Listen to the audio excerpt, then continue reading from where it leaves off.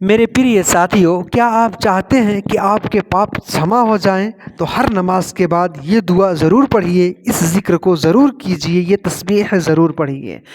अल्लाह के रसूल सल्लल्लाहु अलैहि वसल्लम ने बयान फरमाया, मन सब्बह अल्लाह फ़ी दुबुरि कुल्ली सलातिन मकतूबतिन सलासन व सलासीन, जो भी व्यक्ति हर नमाज के बाद, एक रिवायत में है कि फ़र्ज़ नमाज के बाद 33 बार सुबहान अल्लाह पढ़ता है और 33 बार अल्हम्दुलिल्लाह पढ़ लेता है और 33 बार अल्लाहु अकबर कहता है, तो ये टोटल 99 यानी 99 हो गए।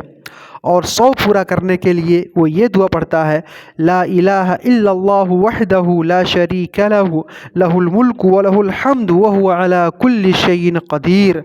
तो ये 100 पूरे हो गए। रसूल सल्लल्लाहु अलैहि वसल्लम ने बयान फरमाया, गुफ़िरत ख़तायाहु व इन कानत मिस्ल ज़बदिल बहर। जो भी व्यक्ति इस दुआ को, इस ज़िक्र को कर लेता है तो अल्लाह ताला उसके सारे पापों को क्षमा कर देता है, अगरचे उसके पाप समुंदर के झाग के बराबर ही क्यों ना हो।